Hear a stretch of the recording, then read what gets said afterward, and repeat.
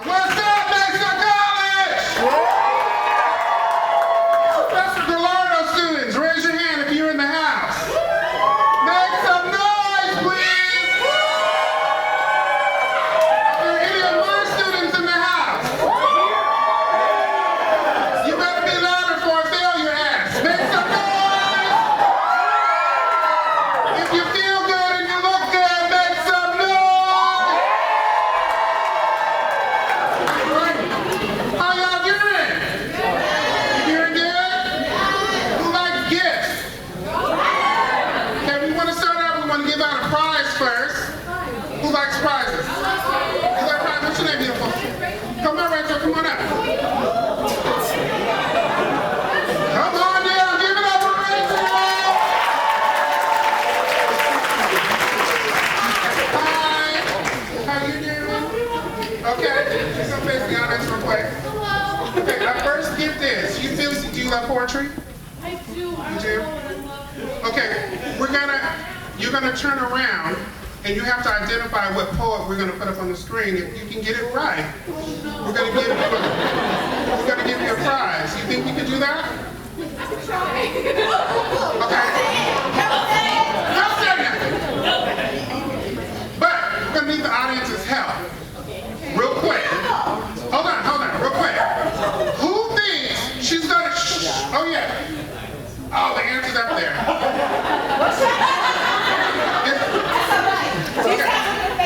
Okay, so real quick, who thinks she's gonna get it? Raise your hand. Yeah. Who thinks not? Wow.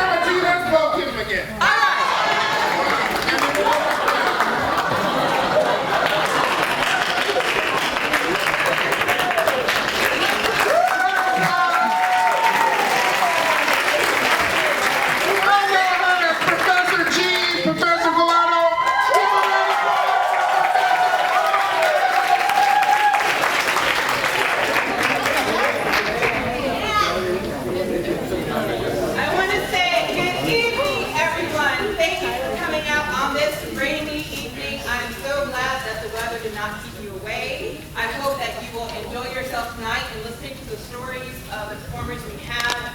The performers we have are either students or faculty members. The stories they are telling are real. If it is not their own story, then it's a story of someone that they represent. So that is how I started Voices from the Left. I was an adjunct and I was teaching a class called Oral Interpretation. And tonight you'll see that everyone pulled up a little black book. One of my performers. You see these little black books. These little black books represent that they are performing someone else's material. So that means that they are bringing life to someone else's work. So I started this. I was into Beyonce, one of her songs, To the Left. You don't want something, what do you do to it? You throw it to the left. It's left over. It's left out. It's left on the side. And that is how I started Voices from the Left. As of tonight, this is now the 4th installation of Voices from the Left. I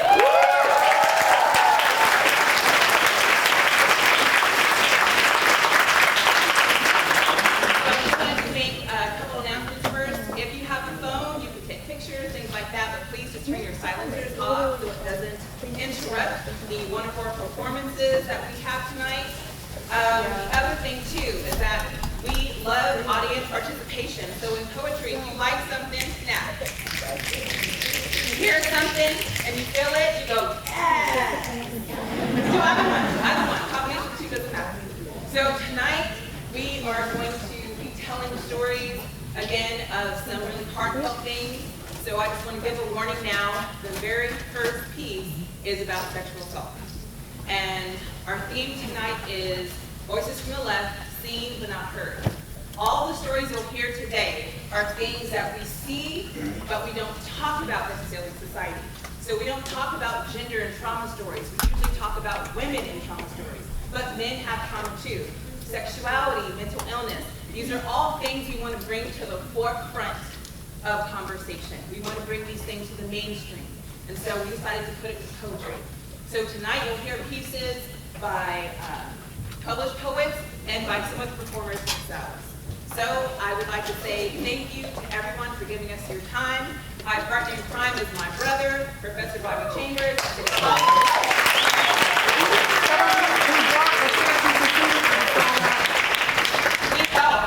We also now have a section of Voices from the Left at City. They had their first show on the 15th. We only expected about 30 people. We had 127 people show up. So as you can see now, I hope we're not breaking entire codes, but I'm glad you're all here to listen to what these poets have to say. So without further ado, let's get started.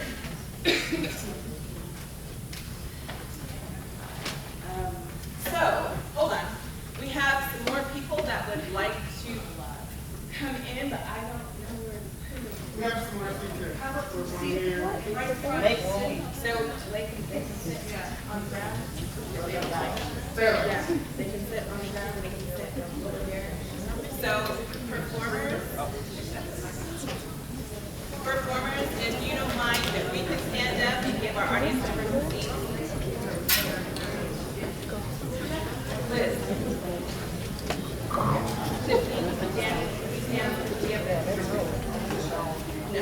So we have more seats over here. Paula.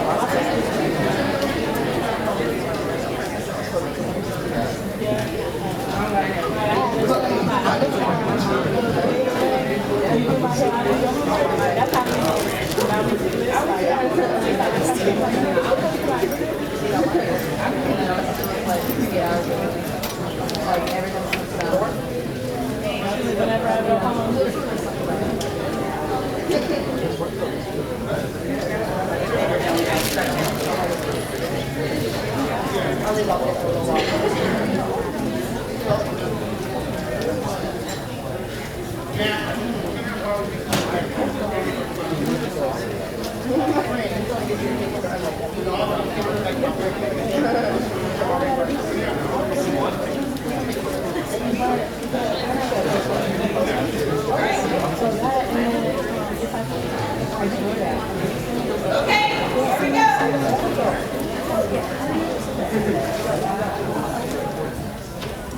Sexual assault is alarming and common in the U.S. military. More than half of the victims are men. According to the Pentagon, 38 military men are sexually assaulted every single day. These are the stories you never hear because the culprits almost always go free. Survivors don't speak, and the military nor Congress have done enough to stop this epidemic. A compilation of stories arranged by Robert Chambers and Taylor Carpenter using the voices of military men: Richard Welch, Sam Madrid, Michael Matthews, Keith Phillips, Gary Jones, Neil Alexander, Matthew Owen, Bob Hunter, Brian Lewis, performed by Bobby Chambers, Isael, and Joshua. It is called Son, Men Don't Get Raped. 2, 3. Don't move! Don't say a word! No one will fucking hear you! Shut up! Don't make a sound, you fucking faggot! Shut the fuck up, you little bitch! Yeah, you know you wanted it. Cover his fucking mouth! Put his hands behind his back! Spread his legs! The more you move, the more it's gonna hurt! You brought this on yourself!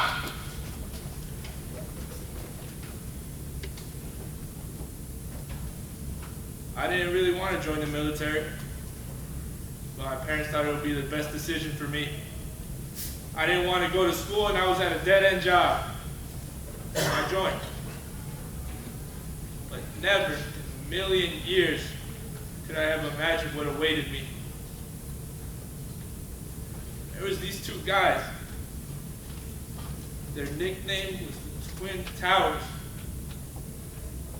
They held themselves like God, untouchable.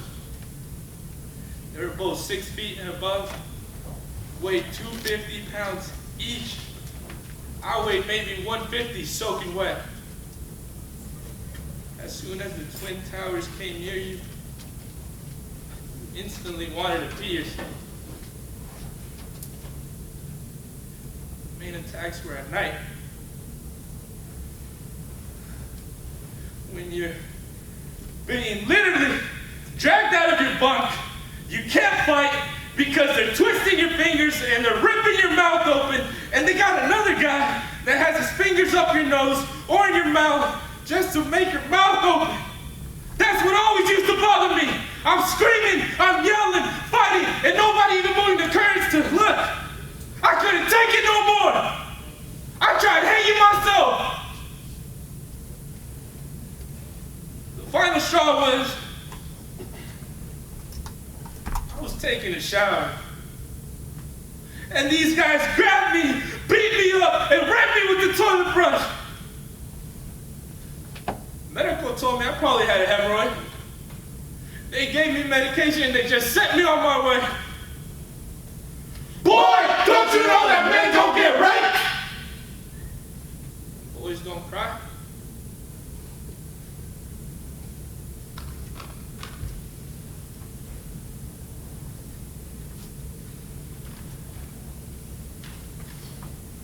When a gunnery sergeant tells you to take off your clothes, you take off your fucking clothes. Yeah.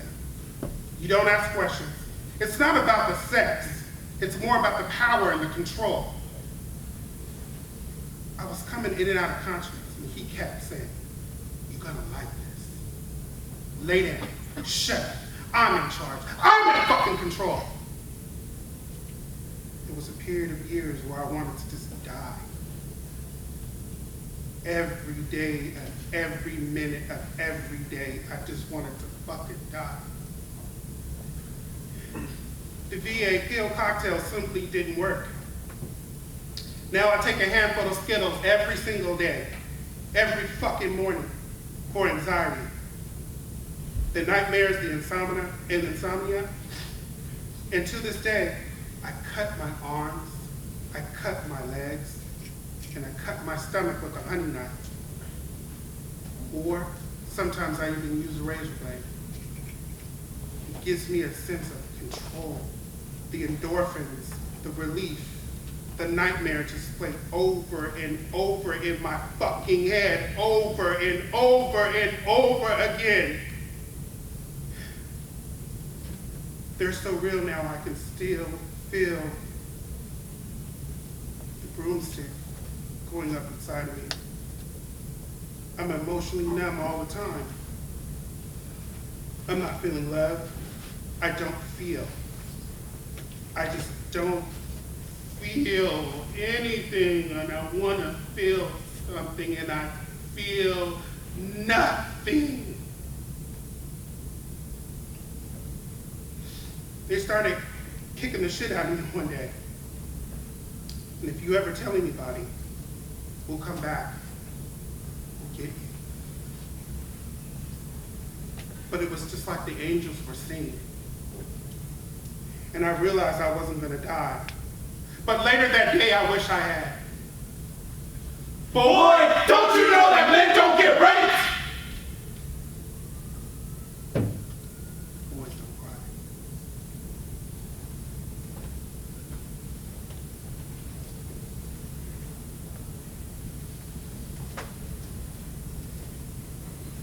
I'm terrified of men. I'm gay, and I'm terrified of men. Can't get a fucking erection, especially since I got sober. I isolate. I don't go to the movies. I can't handle concerts. I have horrible nightmares. Last Christmas, I went to dinner with some friends. And at one point, I started panicking. It got so bad, I had to leave the restaurant. No shaking. I never told anybody about it until last July. Do you know what it's like to live with it for 30 years? I'm afraid to go outside. I hate dealing with people. I hate being in crowds. I go grocery shopping at 3 in the fucking morning because no one's there. I drive 100 fucking miles to Walmart because no one's there, because my friends work there, because I feel safe. Everyone thinks I have PTSD from combat. If they knew the real reason why I'm like this, I would fucking kill myself. Boy, don't you know that men don't get raped? And boys don't cry. These are just a few stories depicted of the men who were brutally attacked in all branches of the United States military. They are heard but not seen. So now I welcome you all to please stand up.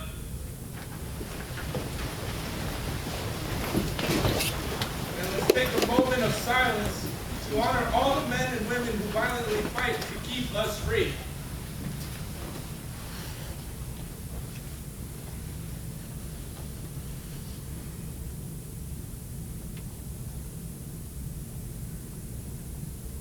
salute you, we thank you, we love you.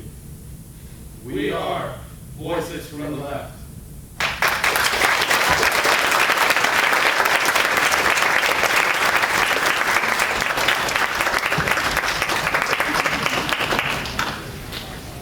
According to recent bullying statistics, LGBTQ teens are 2 to 3 times more likely to commit teen suicide than other youth. But how freeing is it when you take control of your own narrative, when the word bad becomes a badge of honor?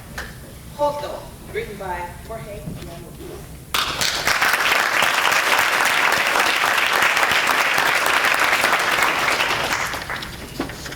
Joto. Jotito, pinche Joto. I heard this word the first time when I was 7 years old. Joto? I asked. Sí, pinche Joto, they would say. They would laugh. They would spit out that word. And they pointed at me, accusing me of being bad. Joto! Jotito, pinche Joto. The sound of this word made me cringe. Joto, hatred, horror, Jorge. It's a damaging word. It's scary.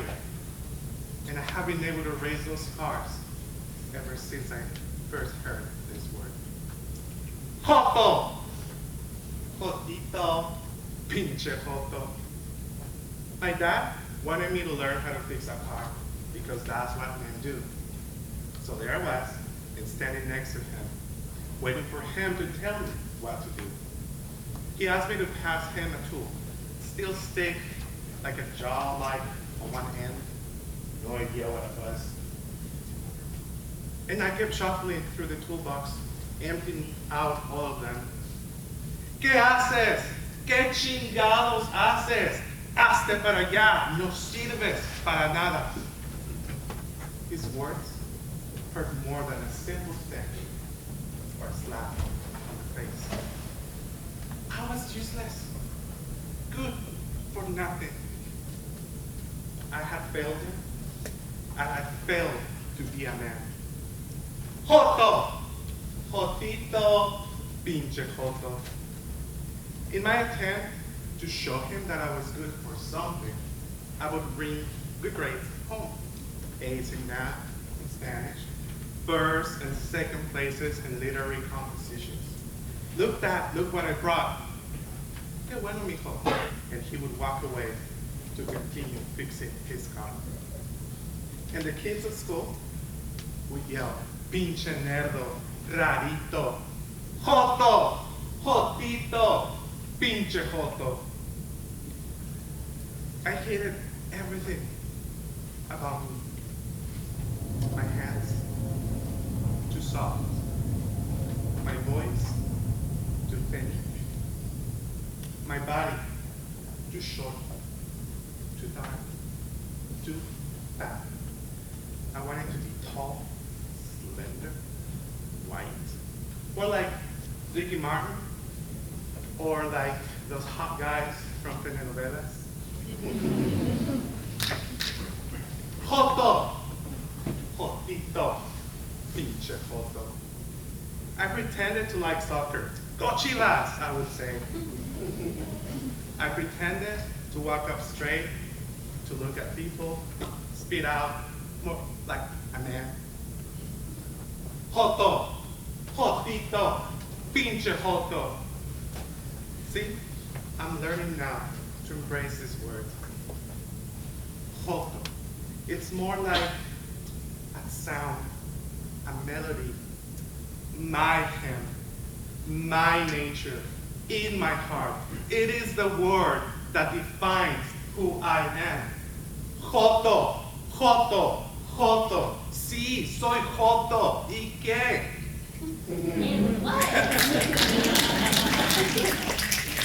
It's healing. It's holy. It's home. Joto, Joto, Joto. I am bad. I am not gay. I am a queer.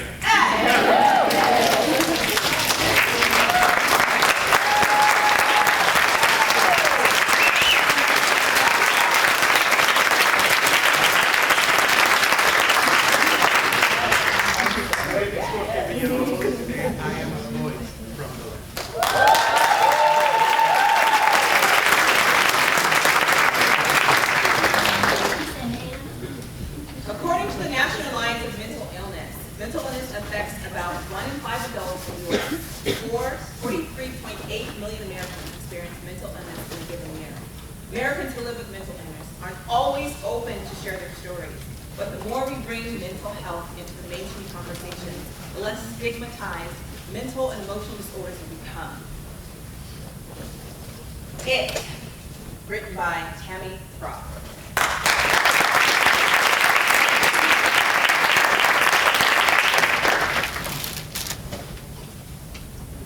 I wear the mask of normal, while inside torn apart.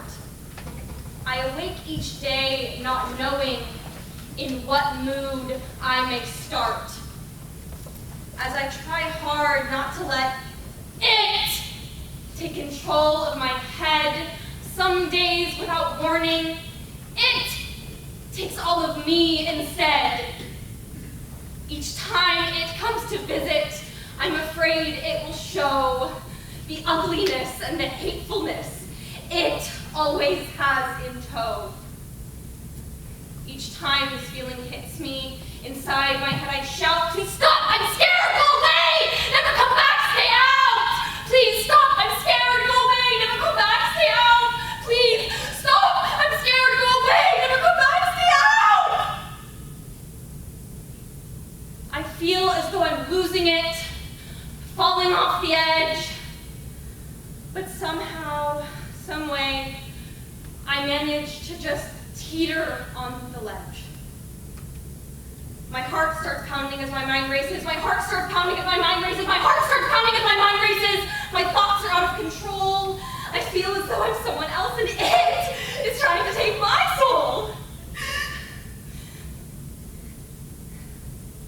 I know if I hang in there, myself will reappear.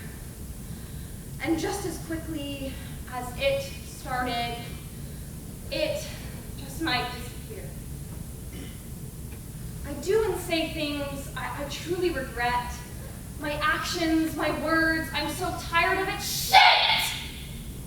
Bipolar is a disorder that consumes your every thought. It gnaws, it peels, it just won't stop. The thought of it having control is unbearable. People just don't understand that it will be affected. The thought of it having control is unbearable. People just don't understand that it will be least affected. The thought of it having control is unbearable. People just don't understand that it comes and it goes when we least expect it. It can cause a person to sin or cause violence or literally lose their mind.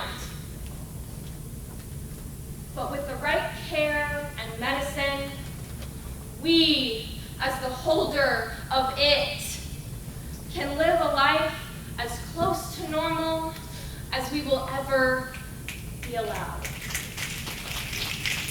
Never quit, never give in or up. Tell your story. Don't let it take your voice! Don't let it take your voice.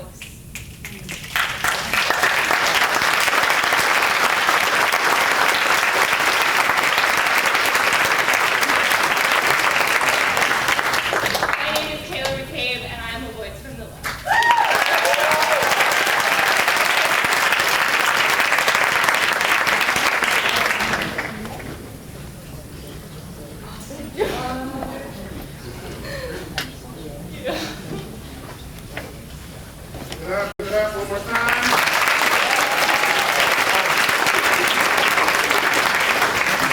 How you feeling? Any stories relatable to anyone? Yourself? Anyone you know? Yeah? Hell yeah? Hell yeah. Okay, we need to give away. So we need a person. Who's it for me right now? Who are you pointing for? What's her name? Come on up, Faustina. Come on up.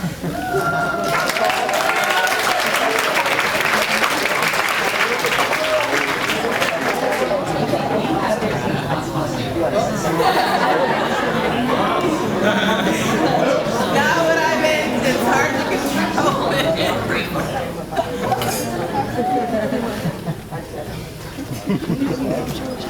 Guys, she said I don't dance. Okay, so we're going to put it on for you. And can you go to Mason? Yes. What do you take? What's your major? Business? Business management? All right, you like it? Yeah. Mason should be good?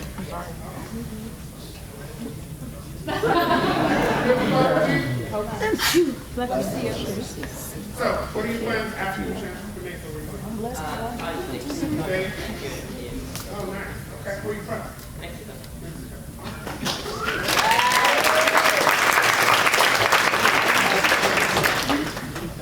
Photo? Okay. We got to do a 1, 2, 3. Are you ready? You got to run back again. So, we're going to have you turn around.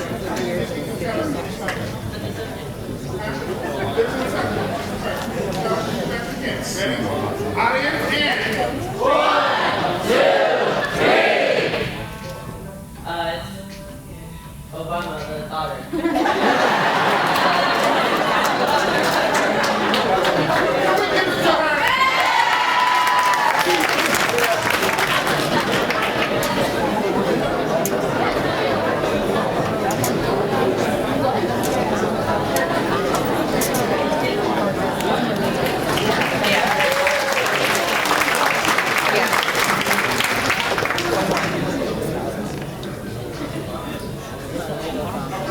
We have any staff in the house?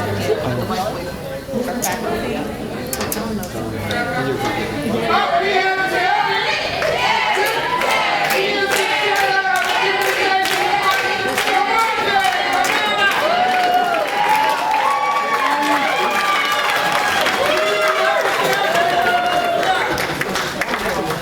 Come on up, sir.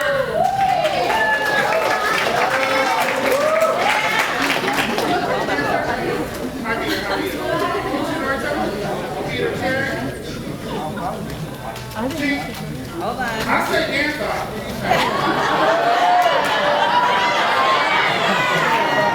How about singing? Singing?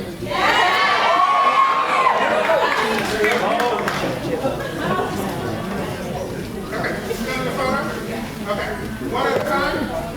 Yeah. Okay. So our first photo will be for our chair of our communications department. Stand right here. Okay, audience. Ready? 1, 2, 3.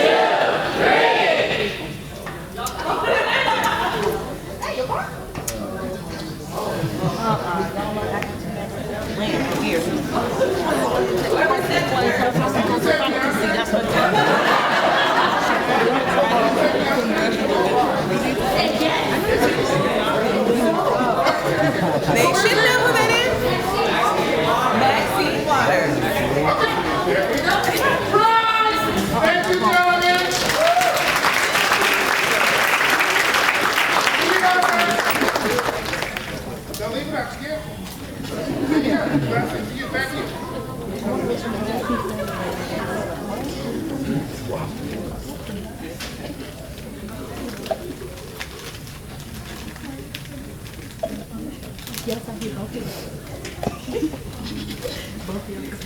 Ageism is defined in the dictionary as prejudice or discrimination on the basis of a person's age.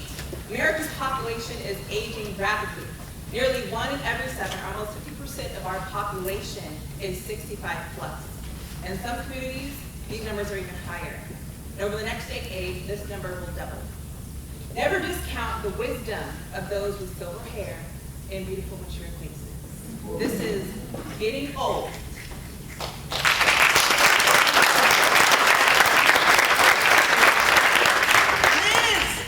Liz, come on, I think we're up. Well, I'm sorry, I got lost.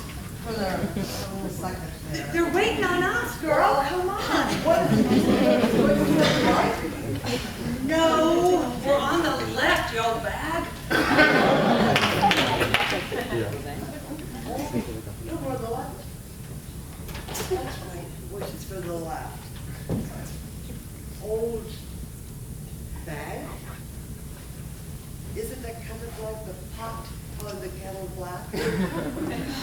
Let's do this before I change my mind or forget where I am. Fine by me. First of all, let's just introduce ourselves.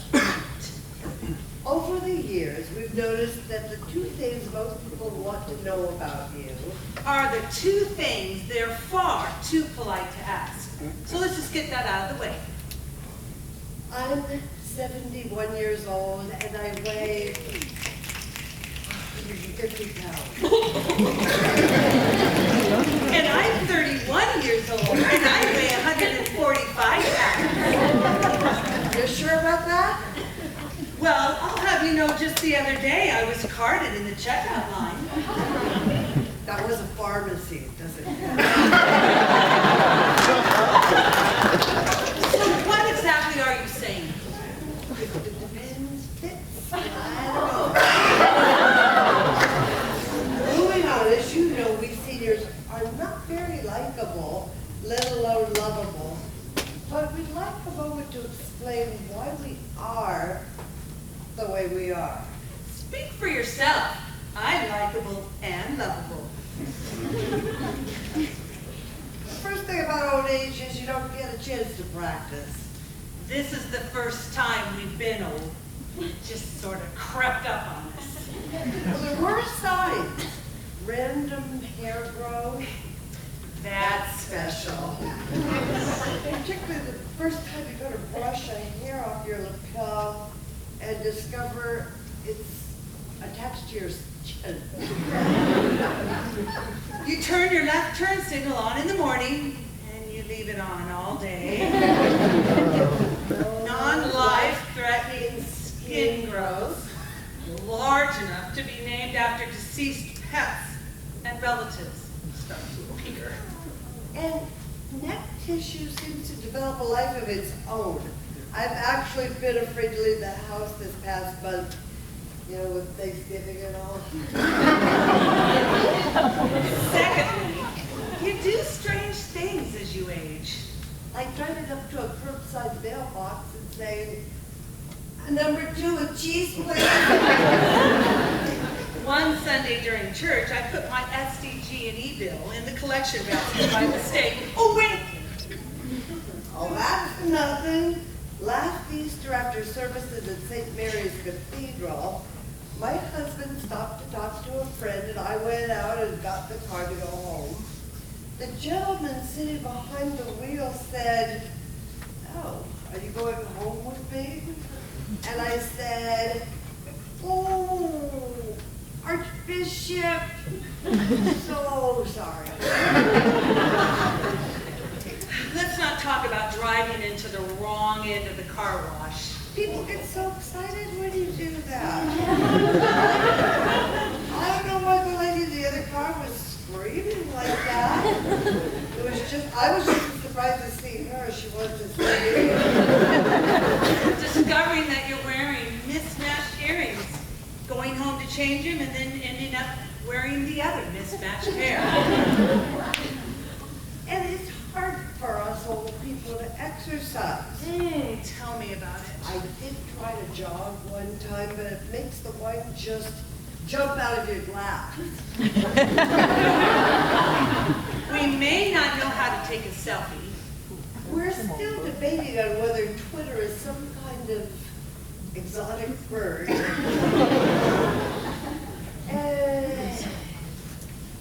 What the hell is Instagram? But there are a few benefits to being old. Our car insurance rates are lower, and we get the best parking spaces. That's true, we do. Now that you know a little bit more about seniors, We ask that you be patient with her. don't forget who you drove here with. My name is Tina Marie Carpenter. And my name is Elizabeth Hudeberg, and we are often seen But unheard. Voices from the left.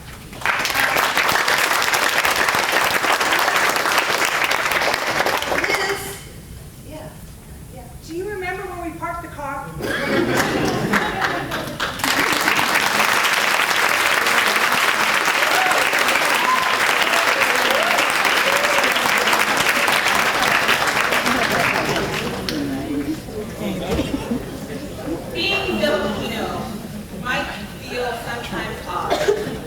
even odder when you're defining your traits and you're defined by stereotypes, peers, and most importantly, by your own parents.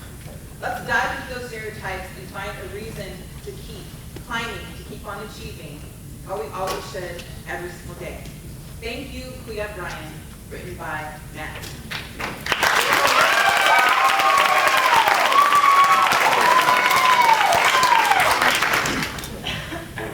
Have you ever found yourself part of a team you didn't like? Maybe. You didn't even try out. Your mom just thought it was something you wanted to try. But she told you not to dress or talk like your teammates. Talk about the fastest way to turn into someone your team hates. You already look different. You try to fit in without fitting in. You seem fake, but you just become cool with not being cool until not being cool became cool, and here we are. Our parents wanted for us to grow up in America without becoming American. Welcome to being a Filipino kid born in the late 80s, early 90s, and raised in the 90s. It's pretty much guaranteed you were first generation. Most likely, you can understand the language, but can't speak it.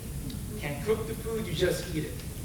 Sunday Catholic, polo shirt wearing, altar boy passive, boys to men and tribe listening, Saved by the Bell watching, soft spoken, dreams broken, for your mama's hope, for you to become a nurse. So with your fingers crossed, rosary drip prayers, she says, anything but the arches. Growing up, I was either the dark Chinese kid or the slant-eyed Hispanic. These bullies were half savage, half magic. Could make me disappear with one comment about my complex. Tragic. This constant feeling of wanting to stand out and fit in was the jail I lived in.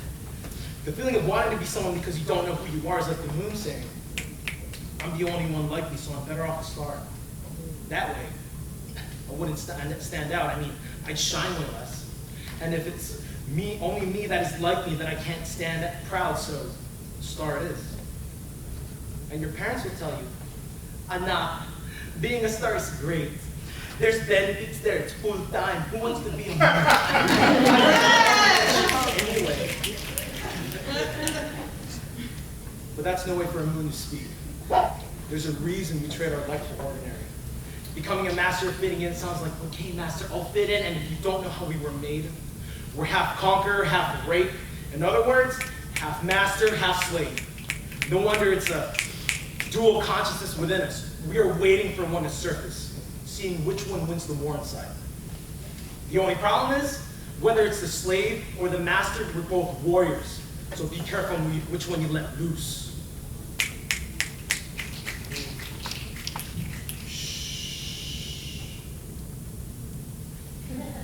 If you listen closely, you could hear 4,000 years of submissive silence of beauty and war between the moon and the stars living inside every single Filipino.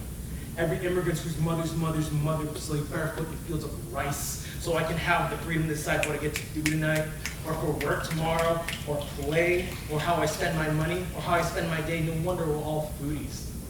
They say you always want what your ancestors didn't have. It would be a disgrace for those barefooted women who fought for my freedom if I didn't chase my passion. So, thank you to my Lola's Lola and my Lola's Lola for what you did so I could write this poem. And to the kid sitting at the back of the lecture hall, drawing stars instead of moons on textbook pages, ako naiintindihan kita. I feel you, bro. Use this as a math poem. So now, create. Yes. Yeah.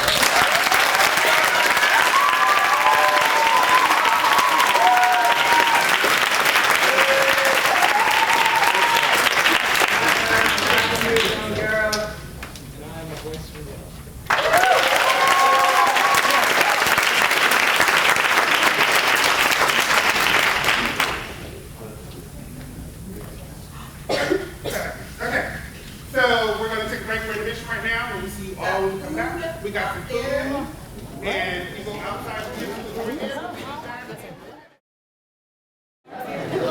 I would like to give a thank you to certain folks that came out tonight. So if our chair can stand up, Terry Kohlenberg, we have a gift for you.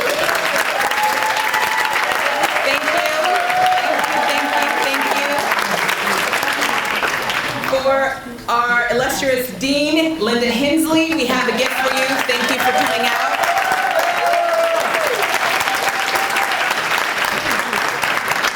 her hands, already received her gift. She had to go, but we have one more for our VP, Leslie Shimazaki. Oh, I'm sorry. Nope, she got her gift in the back. And then we have one for our VP, Leslie Shimazaki. Thank you for your time.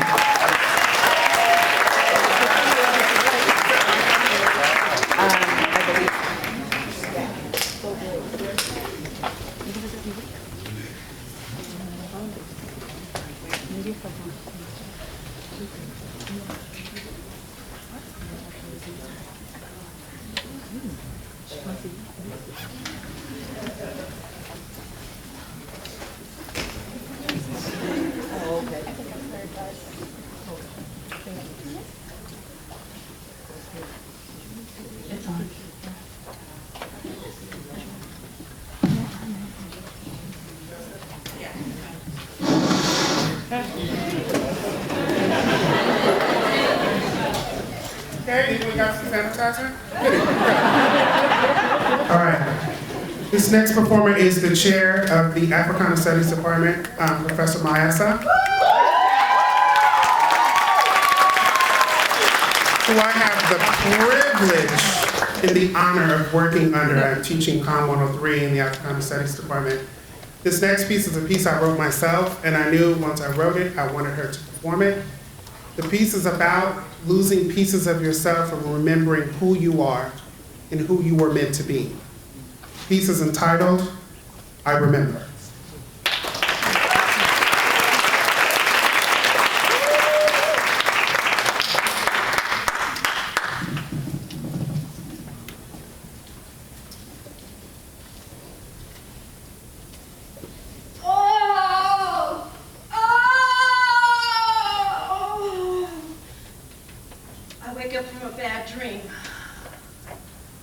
Darkness. There's no hint of light. There's no sound. I feel abandoned. Haunted by a spirit of relic memories that hold me captive, that won't let me go. I just want to forget, but I can't. I remember. I can hear high-pitched screaming, "Ah!" Whispering voices, floorboards creaking with age and anger, old window panes distressed and strained with remnants and shadows of what I used to be. Feeling smothered, feeling drained. And I remember a cool breeze flowing all around me, chilling to my bones and bringing with it despair and confusion and doubt that distorted my thoughts and blinded my senses, moved the piquancy of my mouth, which enabled me to savor the flavor and the savoring of what I could have been and what I should have transcended into. Yes! I remember. I felt helpless. I didn't know what to do, which way to run, trapped in this colored skin that has the texture of soft leather but the smoothness of silk. An insatiable taste, similar to a dark and luscious wine. I quickly look around, looking all around, trying to find the pieces of my mahogany self that I felt were lost. Trying to find that love, that feeling of self-worth. Where is it? Where did it go? When was it hidden? No. Who took it from me? That's right. Why? Yes, I remember being betrayed. Having everything taken from me right before my eyes. I struggled and fought until the last breath almost left my body.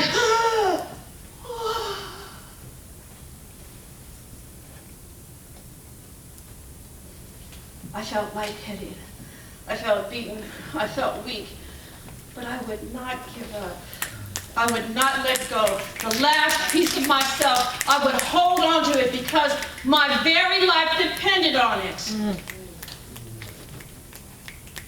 Slowly, hesitatingly, with caution, I opened my hand And I was so amazed at what I saw. Fragments of my torn self, unfamiliar yet very familiar. It was the most beautiful thing that I had ever seen. Wise, bronze toned, curved, flawless, black diamond, desirable and statuesque. And suddenly, right then, and at that very moment, notice, all that I saw came back to me, the joy-felt remnants. You see? I see you. Do you see me? I see you. Do you see me? Yes, ma'am. I see you. Do you see me? Yes, ma'am. I see. A black woman. Yes. Tall and strong. Assailed, impervious, indestructible. Like a black butterfly. I am reborn. I am renewed. I am resilient. Because I remember.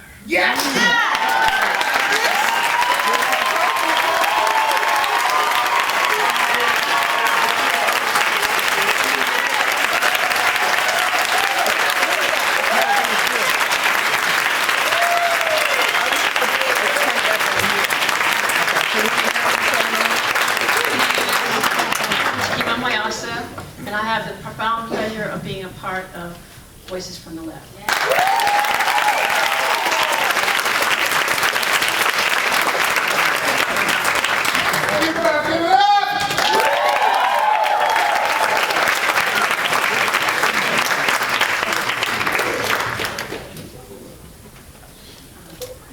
Okay, this next student up is my student in my Com 103 class, and she came to me to ask to do this piece. But before she starts her piece, there's a message she would like to deliver to the entire room tonight. We're hoping that it will touch all of you, it will inspire all of you, because we all know what it's like to be down, then way down, then so far down, the only way you can go is up.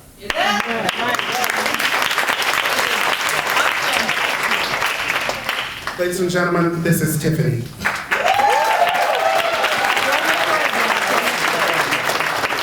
Good evening. My name is Tiffany, and I am a recovering addict. Tonight I stand before you, 17 months sober. Thank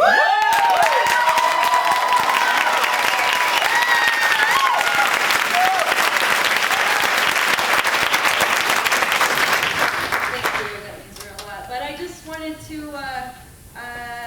I really wanted to be a part of this and to face my fears, and I just hopefully maybe I can inspire people that if you're struggling or battling with things, that it's possible to overcome them and face your fears. I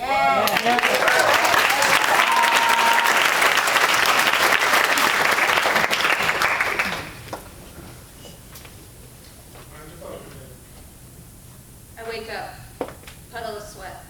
I have nightmares and I get back into bed. It's like these voices keep playing on repeat in the back of my head, and I can't get them to leave me alone. 30 years old, but still hates being alone when I'm home, because that's when the voices get the loudest. Opening up like this is a moment far from my proudest. But these demons keep pressing me, I swear they're the foulest. But I've grown comfortable with their presence, my conscience is callous. My dreams are the playground, my thoughts are the palace. I try to evict them, they return with more. Anxiety isn't an item you can return at the store. I was 10 the first time I had a panic attack. Like a punch to the stomach, there's no plan for that. And I didn't tell anyone because I was too scared about what they'd say. And I know deep down, there was nothing they could do to take it away. It was my fight to fight and my battle to face. I remember that house I grew up in and how those demons would battle that place. I'd lay awake at night just staring at the ceiling. I spent my whole life trying to run from that feeling of being lonely, that feeling of being lost, that feeling of being sick when the lights turn off, that feeling of being depressed, that feeling of being anxious, that feeling of screaming at God, begging him to take this, only to get silence in return. And I'd lay in that bed crying and I'd toss and I'd turn, and I turn and I toss to this day. The doctors gave me medication, the pastor said pray. I tried both and this anxiety still hasn't gone away. So forgive me if I fantasize about being gone today. I'm an actor who got really good at being on today. But when I turn off, I go right back to the shadows. I'm in the deep end now, but I started in the shallows. And I might just drown myself in these waves. Suburban hell, these homes are all graves. Everyone's coping with something but won't admit it, they're all too afraid. And these kids are glued to watch me, what do I say? If I'm honest with them, maybe they won't think highly of me. Everything they want me to be is what I'm dying to be, but everything I really am is what I'm not trying to be. I want them to know that they're not alone in their struggles. I wake up in tears and fall back asleep in those puddles. And I don't know if I'll ever get out of this valley I'm in. Terrified that all along God has tallied my sins, and if he has, the number must be astronomic. My life is a joke and you keep reading just past the comic. Because everything that you think that I am is far from the truth. I wish I could open up to you and just let loose. But my vocal cords get tight when the devil pulls on the snooze.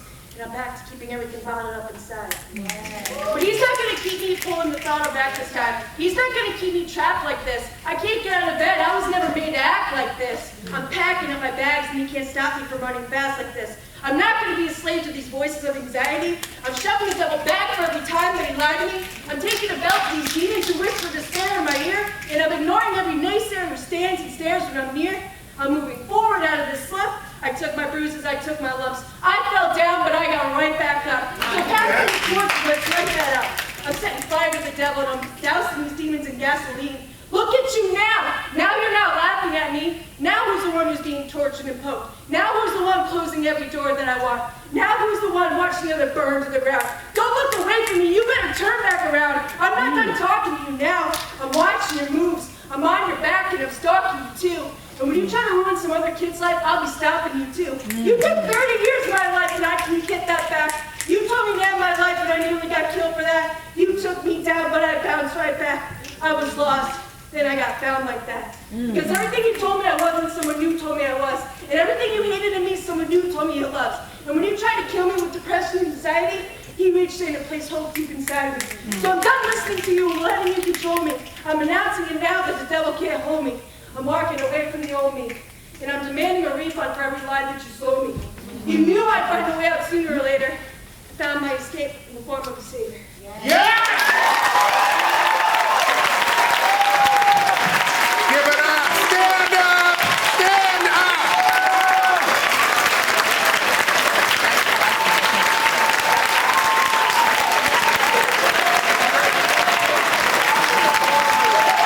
Yes, baby. Yes. Thank you so much, audience. I have one question, Tiffany. Who's your teacher? Who's your teacher? That's right. That's how we get it, right? 103? Real quickly, tell the audience what this class has done for you. Did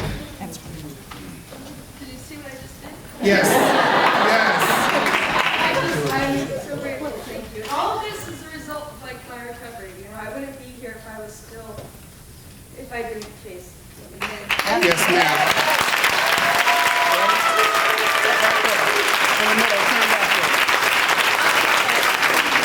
Okay. We love her. We know her. Who knows she don't play? Where's G students at? Who knows she don't play? One thing we teach is confidence, right? If you don't learn anything from 103, we want you to be confident. So I think confidence is all in the way you speak, but it's also in the way you move or the way you walk. Start us out, Gene. Yeah.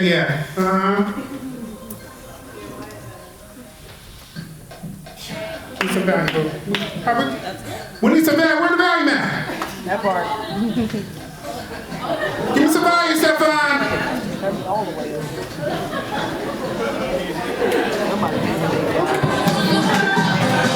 Let's go back and try that again. We're going to try that again. Put your hands together for Professor Gallardo. Give me the model walk. Give me the stairs, boo, before you start. Yeah! What? Hit it. Show them attitude, boo. What? What?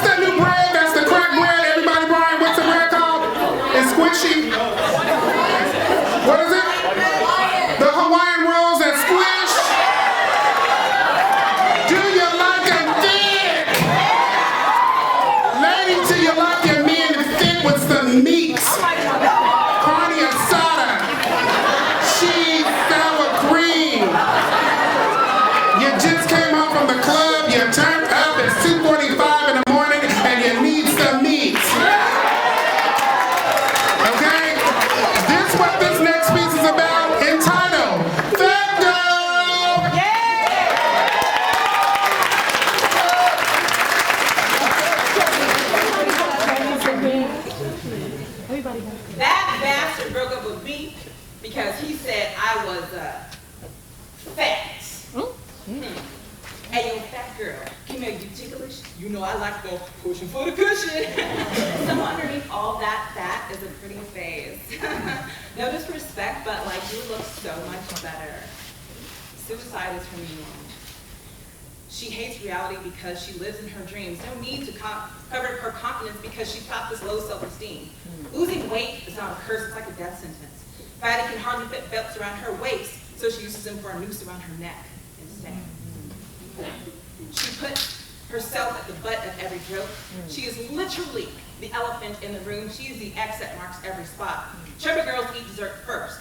Chubby girls eat dessert last. Chubby girls eat dessert in this order. Now she's got an eating disorder. I'm already African American. I mean, how much black do I need to look slim? I'm afraid that maybe her mini-me will be larger than life. I mean, she may be happy that I play basketball. She might be scared that I'll fail. Too late, I'm already scoring a triple-double. I'm black, overweight, and I'm a female. These floors daddy because I must satisfy your feeling fetishes. But our little secret is, you know, I can't be seen with you in the daytime. So instead, we're gonna mess around in the dark. Because you decline to see me in the sunlight. Because you don't want no one to see us. So you try to keep us apart. But nah, honey, like fast food, I don't digest easily. So don't diss me. I know I'm not no Disney princess. I'm Ursula.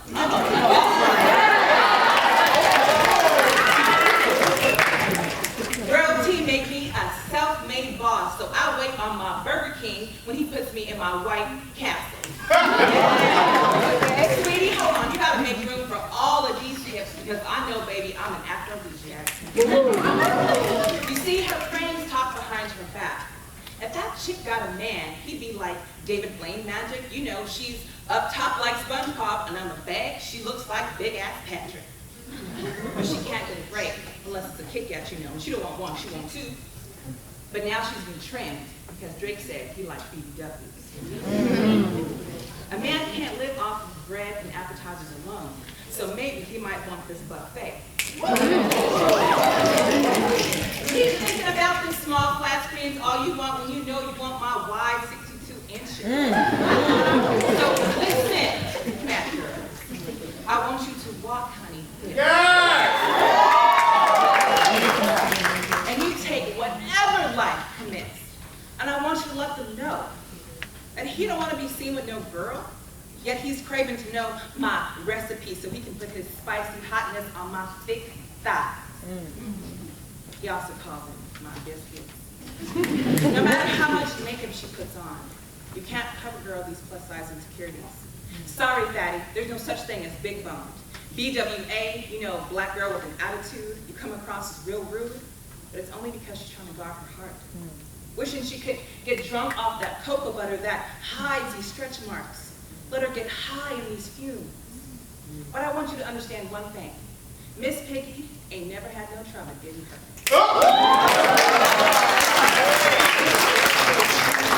So next time someone calls you fat, you look him dead in the eye, you give him a pose, and you say, "Aunt."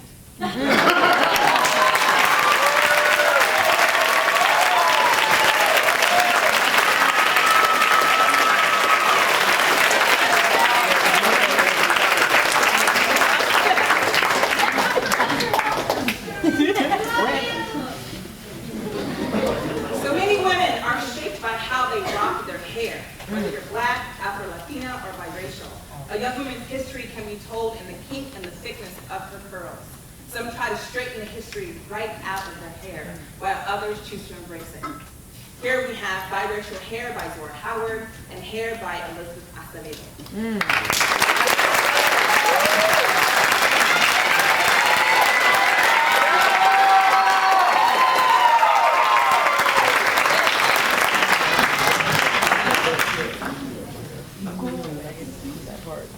Hello.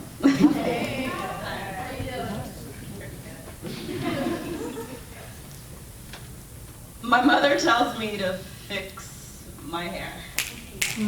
And by fix, she means straight. She means white. But how do you fix the shipwrecked history of hair, the true meaning of stranded. When tresses are held tight like African cousins in ship. I have biracial hair because I have biracial blood. Not that cute they fell in love blood. I'm talking about that slave raped by the master bird and 6 babies later. I'm not talking about that cross burning in the mud blood. And you have the nerve to call me a mud blood. Slit my wrist, my blood does not excrete black or white. Did they imagine that their great-grandchildren would look like us and hate them how we do? Tratando maneras de borrarlos de nuestra piel, plancharlos, de nuestro pelo, este ruedo salvaje de pelo que sofoca el aire. Tú lo llamas rulos salvajes. Yo lo llamo respirando. Trying to find ways to erase them out of our skin, trying to iron them out of our hair. This wild tangle of hair that strangles air. You call them wild girls, I call them breathing. Ancestors spiraling, can't you see them in this flat hair that waves like blood? I'm not talking about those cute detangle with the spray naps. I'm talking about those slave naps like no comb, no brush, or man can handle the kind of naps that I've got. Dicen que dominicanos hacen el mejor pelo. They say the Dominicans do the best hair. I mean, they wash, set, flatten, spring, and any luck. But what they mean is we're the best at swallowing amnesia. In a cup of morir soñando, daydreaming, because we'd rather do that than live in this reality caught between orange juice and milk, entre reflexiones del sol y blancura, between reflections of the sun and whiteness. I drain in verse and red like what dripped from Emmett Till's lips when he was killed for breaking down my life. Yeah. What they mean is, why would you hate a black man? What they mean is, what they mean is, aprieto cocolo. What they mean is, why would two oppressed people come together? It's 2 times the trouble. What they mean is, has pensado en el pelo de tu hija. Have you thought of your daughter's hair? And I don't tell them we love like sugar cane, brown skin, pale flesh, meshed in pure sweetness. Los nenes de nenes en campos, the children of children in fields. Our bodies curve into one another like an echo, and I let my curve curls blanket us forever. Nuestros hijos vayan ser hermosos, piel de polvo con ojos de diamantes. How our children will be beautiful, of dust skin and diamond eyes, hair, a reclamation. Como yo les quiebro las espaldas con orgullo, para que desde el momento que dejen el matriz van a estar enamorados con ellos mismos. How I will break pride down their back, so from the moment they are born from the womb, they will be born in love with themselves. My mother tells me to fix my hair, and so many words remain unspoken, because all I can reply is, no puedes arreglar lo que nunca estaba quebrado, mamá. You can't fix what was never broken. Yes!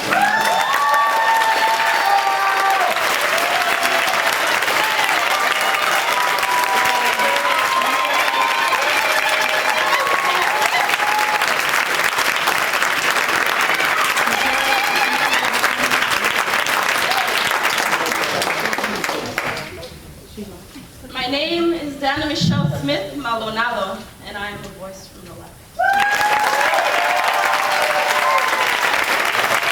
Okay, next up, G is going to give out another giveaway. We need, how many people we need? 2. We need dos. Yes, ma'am. What's your name in the red? Jackson. Come on up, Jackson. Who else? We need a male.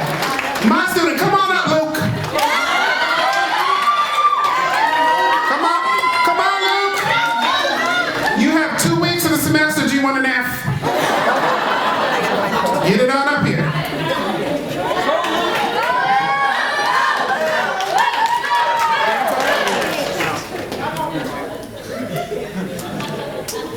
Same thing, we're gonna put up a photo and you have to guess who it is. The first one is Ceci. Can you do that?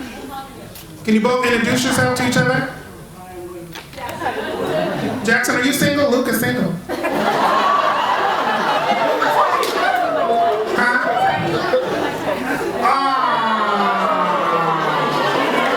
Professor Chambers don't have no ugly student. Thank you very much. No, I'm kidding. I'm kidding. We're not. No, I love Luke. Luke is one of my favorites.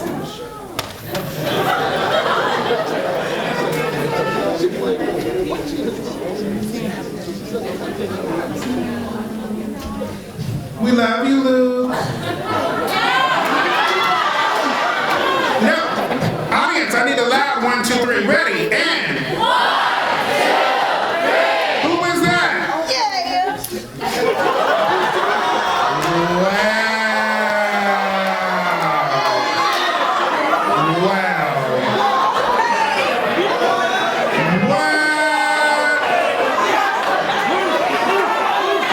Just sit your asses down. Just sit down.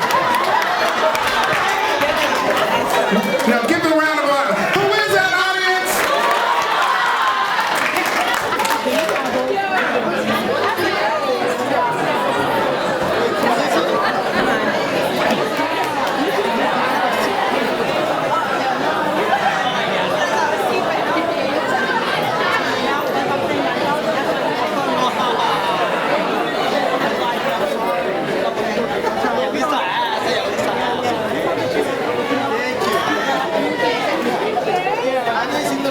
Remember, this is all love. This is all love.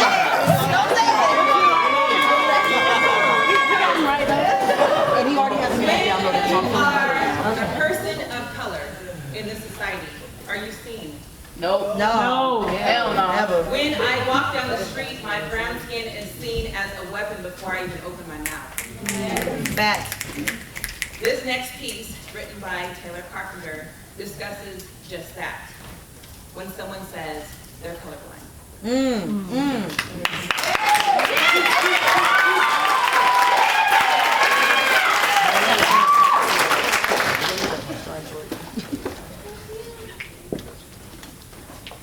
Some trees bear strange fruit, blood on the leaves and blood at the root.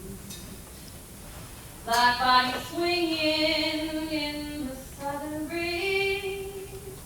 Strange fruit hanging from the coastline trees. So I have a question. Are we really colorblind, or do we just choose not to see the burning crosses, swastikas, and strange fruit hanging from the trees? And I'm trying to cope with things that I should not be, because I know who's next. They're coming for me. They've already started to put us on a registry in case we go missing or shot by police. Snap out of it! They yell at me, snap out of it! But I just can't see how people can hate that beautiful melanated skin. Yeah. Because it's like, oh, but you don't see color. You tell me you're colorblind. But that mentality only helps people be further marginalized, because the truth is, you're not blind to color. You are blind to your own disease. How do you need to see a doctor? Because I'm trying to see runs deep. Yes. So are we really colorblind, or do we just choose not to see the burning crosses, swastikas, and strange fruit hanging from the trees? Paul is here today and gone the next. Be sure to first dehumanize Tyrone so you can justify breaking his neck, shot down one by one, like targets in arcades, like people are trapped in a virtual reality that did not ask to play. Came over player 1. Came over player 2. Nobody wins. The game was designed for them to lose. Black folks, dead stop, and manifest destiny. These are terms you don't know. Then it's time to learn some American history. There's a loophole in the 13th Amendment which allows present-day slavery. And in 2018, the people are still being lynched in the streets. In 2018, and human beings are still being lynched in the streets. And that doesn't make you angry, too. 40% of our prisoners are of African descent, yet in America, their total population is only 13%. So are we really colorblind? Or do we just choose not to see the burning crosses,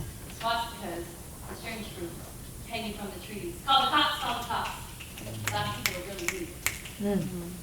Call the cops because they're not where you want them to be. Call the cops because he probably has a gun. Call the cops, he holds it. He's on the run. Mama waits patiently for her son to come home. The ringing burns her ears as she answers the phone. Why her child has died. They cannot explain. She has to go to the morgue to identify the remains. After all, this is the land of the free and the home of the brave.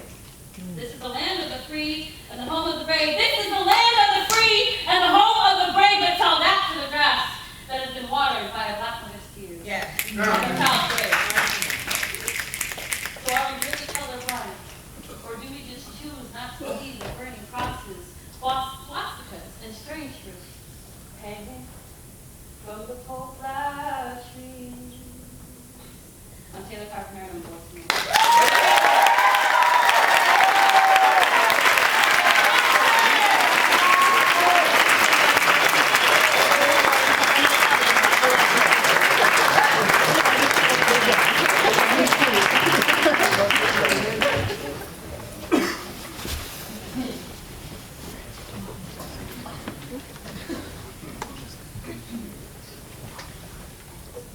Person of color, have you ever been in a classroom and someone assumed that you were there because you got there on a scholarship because you knew how to bounce the ball or throw it? You couldn't possibly get there because you had range, right? If you're a black woman that speaks your mind, now you're coming on too strong, you're too aggressive. We call these microaggressions. We call them cuts by death. 1,000 little cuts every single day. Someone tells you speak too loud. Someone tells you you have too much to say. I just have a lot of words. Next piece will be delivered by Robert Chambers. You know him as Professor Chambers. I know him as my brother, Bobby. Take it away, microaggression.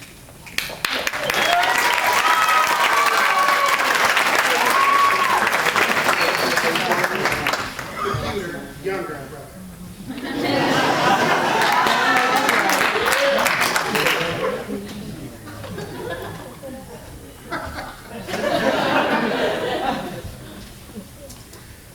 When you assumed that I was a rapper, or you told me I looked like another black guy, that I actually looked nothing like. Or when you told me that black people talk funny. Or in a classroom full of people except one black glove. Me. You assumed I was the only one I should have told you. Don't ever say again, but instead, I placed a burden around my neck like 2 gold chains and smiled. And I smiled. I didn't want to make you feel uncomfortable. I didn't want to make you seem like I was an angry black man with a still a 400-year-old chip on his shoulder. But in your presence, speak in a formal tuxedo English, dress up words so that we can fit on like a perfect suit. So you will know I is educated. And I is impotent. We've learned to receive ignorance like gag gifts. We don't even know whether to laugh or to ask for a receipt when we can return the fire. The awkwardness you gave has birthed that into pain, and you didn't even know. But here's the thing. You didn't know it's okay. I didn't know it's okay. They didn't know it's okay. But you know what? It's not.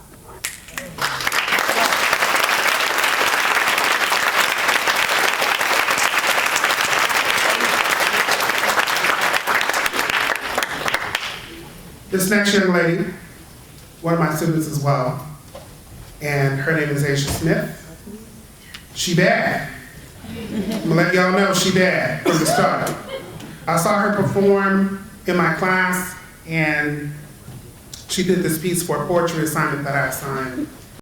And it was without a doubt, not only to myself, but her classmates, that this young lady had passion and a lot of talent. Her piece is entitled Ordinary Black Girl? Average Black Girl. And it talks about how so we are looked at sometimes when we talk proper English, that we're trying to be white. But when is white equate to talking right? Right? It's just English the last time I heard. Is that not right? That's right. Ms. Smith, come up and educate, elevate, and inspire. Ladies and gentlemen, Asia Smith!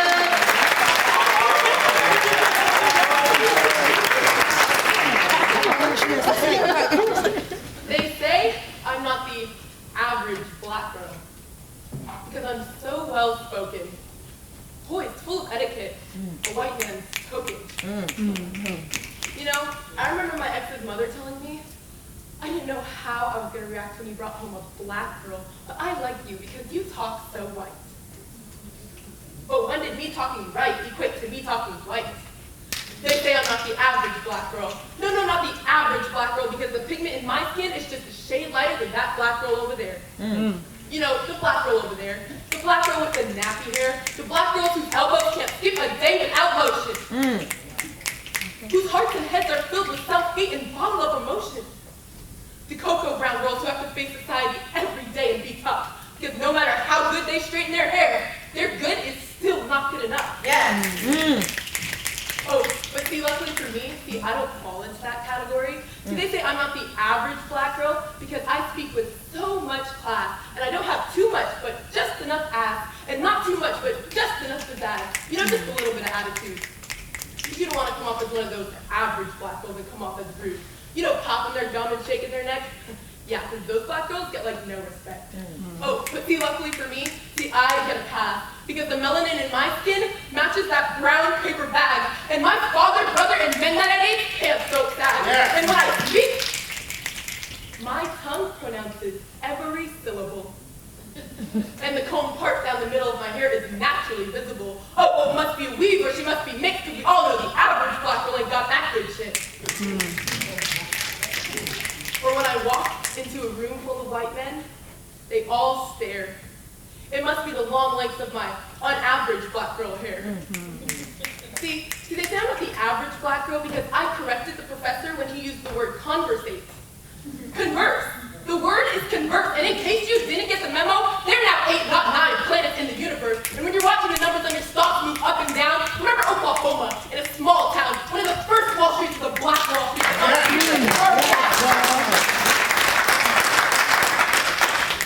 Oh, they say I'm not the average black girl. Well, let's flip the script and rewind this shit and repaint the line that has been blurred over time because the average black girl that I know, see, the average black girl that I know made 19 trips through the Underground Railroad. Cat on segregated buses refused to get up and pave any way to the average black girl that I know. The average black girl that I know were Egyptian queens like Hatshepsut and Nitocris who were ruling dynasties and whole armies of men. Excuse me while I set fire to the school on my pen because I am tired. Tired of the stereotypes that black girls fall into because of American mentality. Oh, but not half as tired as Elevator. Diane Nash. Septima Ponset Clark. I am sick and tired of being sick and tired of Miss Fannie Lou Hamer. Daisy Bates. Anna Arnold Hedgeman and Dorothy Height are far more tired than I am.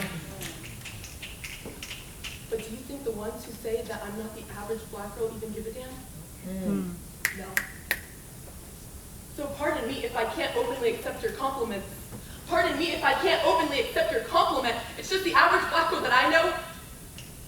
The average black girl that I know had courage that surpassed her every fear and fought for justice and equality year after year. So as I construct these words, pardon me as I shed a tear because I'm not half the black girl she was.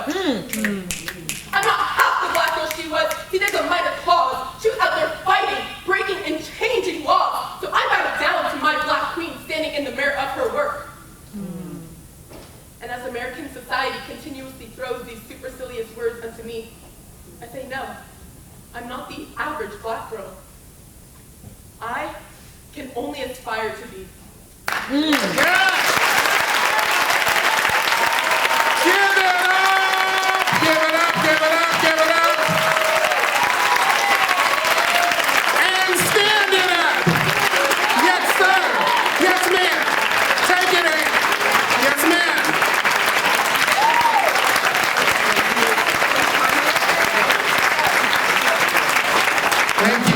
you. Please be seated. Can we have the entire cast come up and stand behind Asia, please? All performers?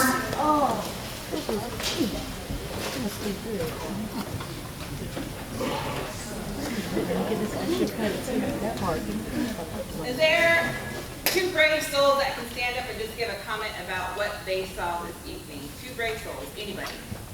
Yes, ma'am. I saw a lot of bravery. I think it takes a lot to stand in front of a room of people who are all different and come from God knows where, and just open up, even if it's someone else's story, and just share it and show confidence. That's completely different. Thank you, ma'am.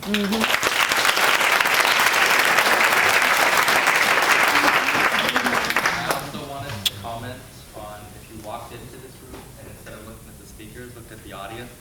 I think it's fantastic to see that not just we don't just have diversity in our speakers, but the people that are here. It looks. I'm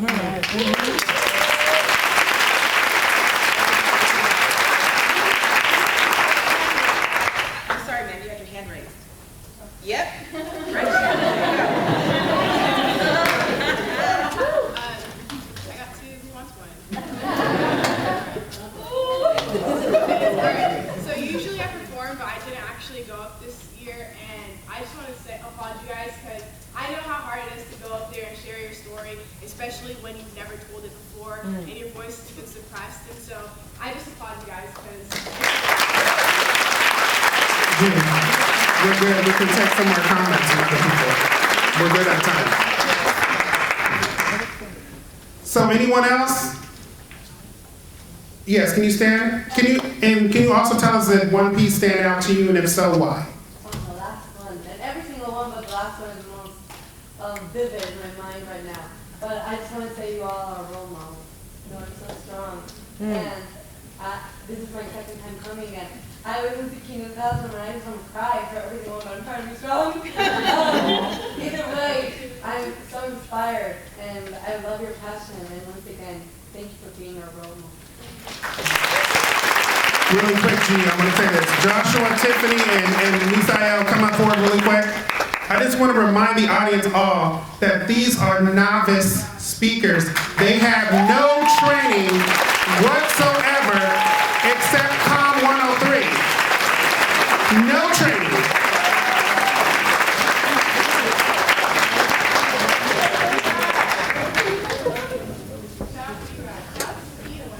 Yeah.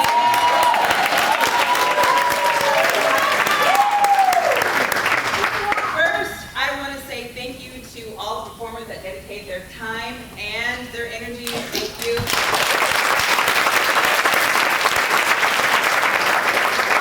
want to thank my brother, Professor Robert Chambers, for always supporting all that I do. And now I'm so happy that Voices has found a second home at City.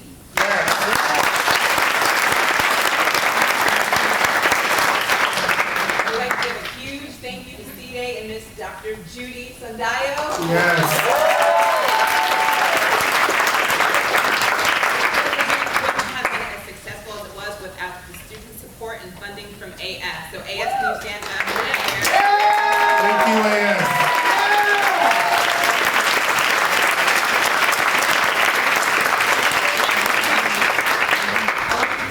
Another thank you to, and she's gonna hate me, but I don't care, Dr. Waverly Ray. Yes! Stand up, Waverly, stand up.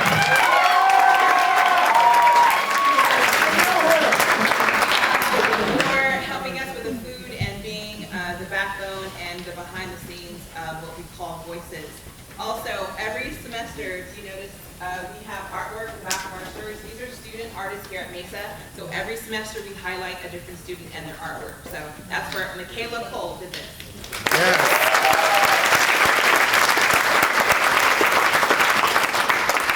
Lastly, this part is always going to be strong. I'm rolling. You can always get money.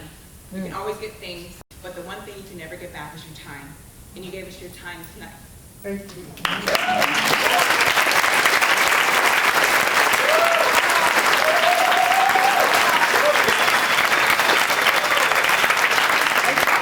My students that are here, you know the one thing that I always talk about all my classes is how to help students find their voice. Because students, your voices carry louder and stronger than you believe. And so tonight, if there's anything that you heard that you felt inspired or that you could relate to, please raise your left hand. Now look around the room. Look how many fists are raised. This is how strong your voice is. This is something you should never let anyone take away. There will always be people that are trying to put you down. Always. What you tell them, honey, when you put dust on the ground and you try and scrape it away, all it does is rise. That's it. So you will continue rising, continue using your voice. And I want to thank you again so very much for your time. Thank you again for sharing, for being out in this weather with us. As you see, we've outgrown this room, so hopefully next semester we can kill the gym and pack it out again. But this story, these stories will be told every single semester, whether I'm here or not. Voices is here to stay. Sakina, to you. Yes, I'm sorry. Thank you. I almost forget that. Underneath your bottoms, underneath your chair is a survey. Please, if you could take I don't a think moment. they're not online. We have them over here, Chief.